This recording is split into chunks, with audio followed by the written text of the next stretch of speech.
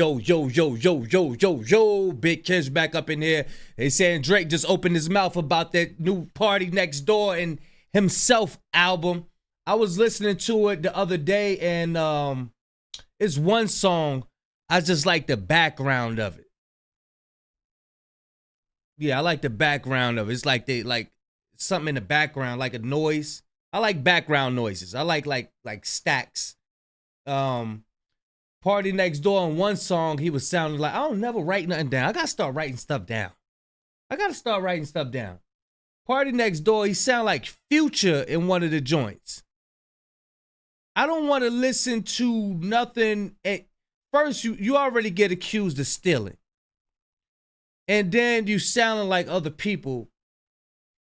And two of them just making a love. So it's like, I could see if y'all was the Gap Band or something like that. But y'all, it does have a tendency to put you to sleep.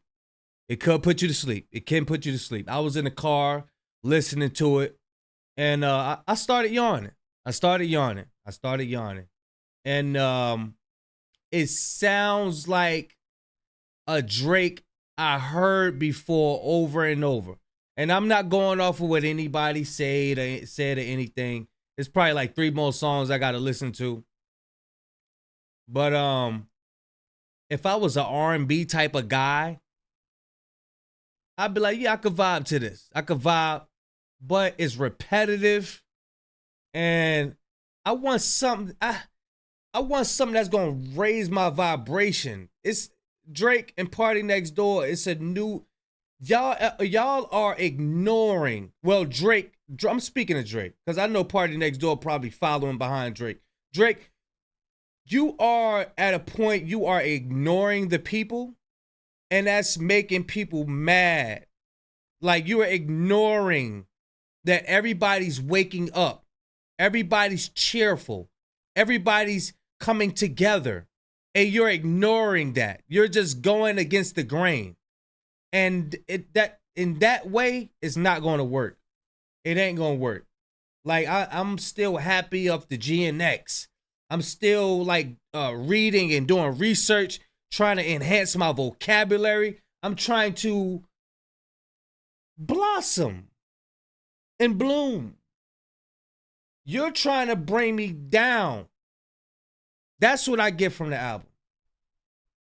And if y'all know what the heart means in Valentine's Day and all of that, and upside down, the bull and all that, it's all evil. It keeps your lust just going.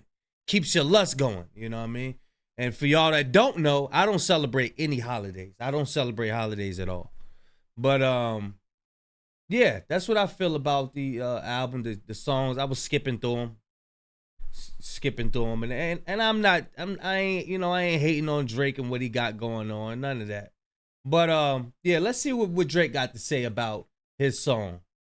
I ain't mean to hold y'all for that long, but we got The Ville. Shout out to The Ville. I'm gonna leave a link in the description. The title reads, Drake releases statement after dropping his album Songs for You.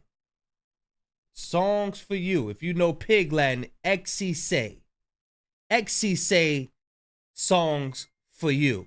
All right? Y'all know I like holding y'all. Without further ado, let's get it. What's going on, y'all? Like, comment, subscribe if you haven't done so already. If you'd like to donate to the channel, the Cash App's at the top right corner of the video.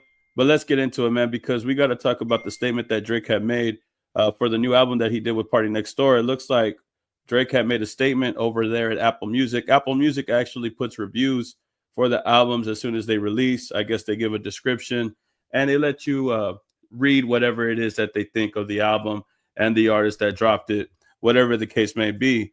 But apparently an artist could actually remove the description that Apple Music puts, and you could put your own description there for the album. So it looks like Drake, it says here from Apple Music, a note from the artist, Triple S for You, 74 personal minutes by Party Next Door and Drake for the city of Toronto, for Canada, and for the world that has tuned in to the sound of ours from time. OVO, OMO, Farina. And then it's quoted here, maybe it was karma that caused a reversal in my luck, and family fortunes. You most likely in the near future. Now, you would think that this is a quote that he's leaving for himself, but basically he takes this time to refer to other people and what they would think in the near future. You still out here playing victim, Drizzy. Drizzy, you're still playing victim. Woe is me. Maybe it was karma that caused a reversal in my luck and family fortunes. Now, who at the time was Drake referring to when he was talking about somebody's family? I wonder. Could it be Kendrick? I mean, I know that was the person that he talked about when it came to his family, when he brought up Whitney, bringing up family, and it's still continuing to do it after he made this statement. Bringing up family, bro. Bringing up family. He's yearning for, that's what Pusha T said. He is yearning for some family. Even when he was sitting down with LeBron, he said, yeah, I wanted this, family. And that's what he wants. He wanted that thing bad. He just wasn't able to get it. So now he's throwing shots at everybody else's family. Family again. This is crazy. Because it's the fact that you're talking about someone reflecting on the things that they've done or the things that they will go through because of karma that is affecting them and is affecting their luck, but also throwing shade to family. How would karma disrupt somebody's family? What are you trying to imply? Family fortunes? Safe to say that if we're talking about luck, family fortunes is going to mean fortune as in chance or fortune as in luck as well. I don't think that this means family fortune as in money or anything like that. So who are you implying this for? If I got to put my money on it, bro, I think he's going at Kendrick and the subliminal message that he left under his album's description. And you really got to think about what he's saying here. Doesn't feel like he's trying to say anybody's name, but the quote is something of regret. How you did something to reverse your luck and the luck of your family.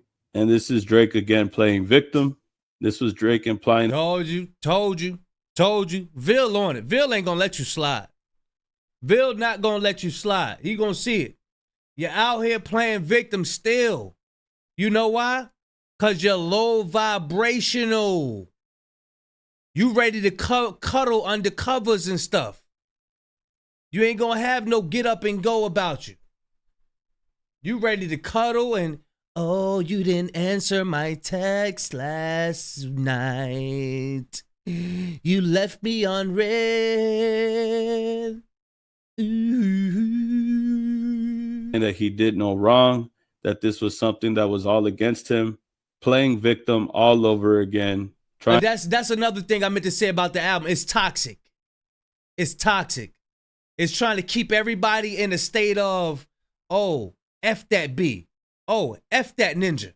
Nah, they ignore me. My text, I sent them the text and they ignored me. I seen them out with that girl. She was out with that dude and that. Listen, man, we not moving in that direction. We are moving in a unity direction, bro. Trying to uplift the people, man. He trying to keep us back.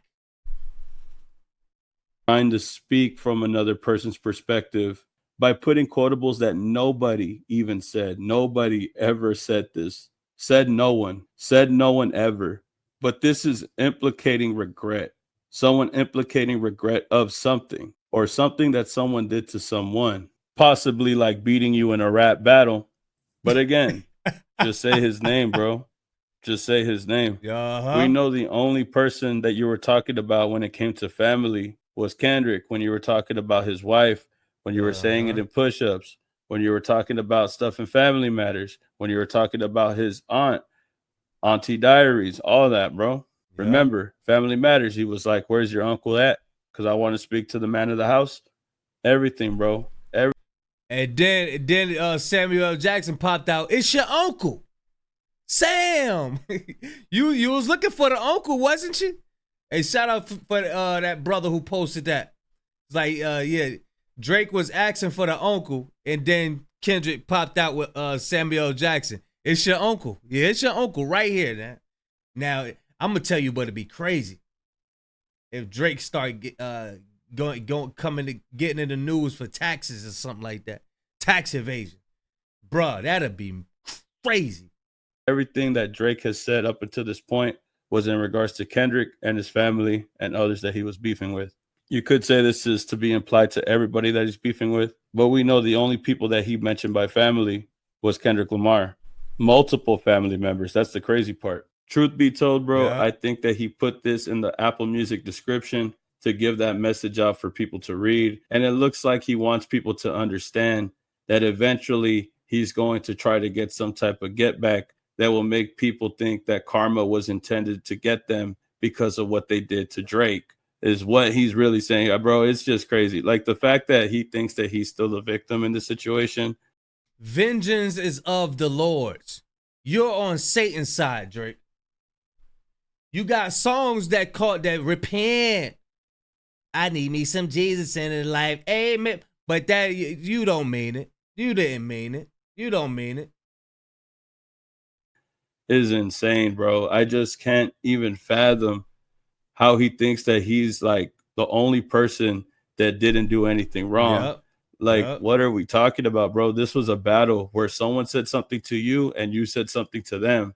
He's going to continue to play this role, to play this card, and then drop this album to make people feel like he's trying to get the party lit and trying not to beef anymore. But it's so much passive aggressive undertones that are being said within this album, whether it's the lyrics, the description, whatever the case may be.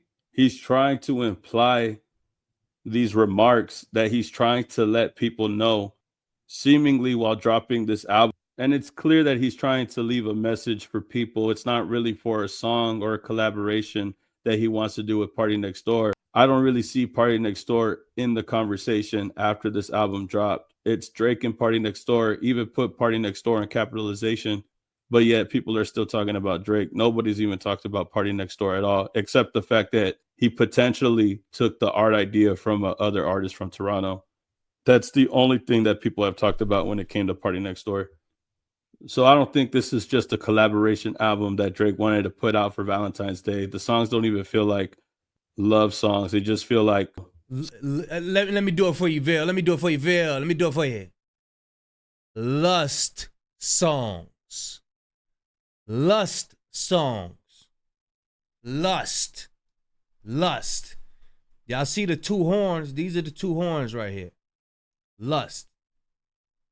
Something that girls will listen to, like Lash Tech music or something. But there is definitely some other type of intent. Yo! Lash Tech music. Yeah. Lash Tech. Throw on that new Drake, girl. I'm about to do my lashes. When dropping this album, I don't think he's trying to do an R&B album. I don't think he's trying to do any of that. I think he's just trying to get a point across, but also not trying to make it the forefront of the album itself. In the album, though, he says that he has something for us in the summer. So we'll see if he actually names Kendrick again, or if he decides not to say anything. Again, with everything being said, this is all just subliminals. Just say his name, bro. Dot said he could go further. I don't think Drake want to mess with that. Then you got Whack 100. He already sounded like he don't want to be your friend no more. He got that flash drive. You know it ain't nothing for Whack 100 to give Kendrick that flash drive. Man, don't say his name. I'm telling you, he got more dirt on you, bro. If the little bit of dirt he had on you did all of this last year, and it's still going on, imagine what he didn't put out. Don't do it. Don't do it. Don't do it. Bro, just say it. Why can't you just say his name? Why are you going to do all this? Change the description on Apple Music. Go to the notes. Get a note from an artist. Shout out Toronto for like a real quick second. And then just put like this real ominous, real vague quotation about somebody who's talking about themselves in the near future. Like, nobody said this, guy. Nobody said this at all. And I'll be real, bro. No one will ever say this. If anybody could quote this about themselves, or if anything, it should be you, Drake. We'll see how the first week sell do. We'll see how everything goes from here on out. See if he decides to leave a. Then I heard they was tweaking with the numbers. Man, I haven't heard anything good about this album yet. Even from OVO people. It just don't look good. You always got to be in the forefront. You always got to be first when it come down to singing. Why you got to be in front of him? Why you got to be in front of him? It's just like you got this old, I need to be first. Me. If it was genuine, if you were trying to put Party Next Door on, you should have just left him by himself on the album. Let him rock out by himself. And you get like, he just can't sit back at all. He cannot let nobody else shine, bro. That is a problem, bro. Look, this says a lot. He has to be in front. What do the album cover look like? What do the album cover look like? Who's who? Who's who?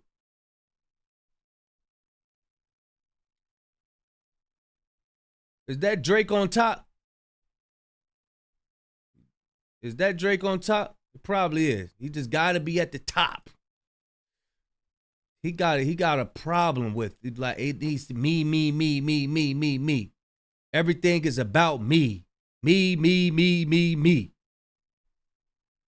He got to work on himself, man. He really got to work on himself. Because if you ain't work on yourself and you got all these millions of dollars, it's just going to enhance what type of person you are. And we're going to keep on seeing it. Oh, maybe it's the karma. Yeah. Stop talking about people's family and people's wives. You'll be all right. Y'all let me know how y'all feel, man. I'm going to leave a link in the description for y'all to watch it uninterrupted. Big Kesh signing out. I'm gone, y'all.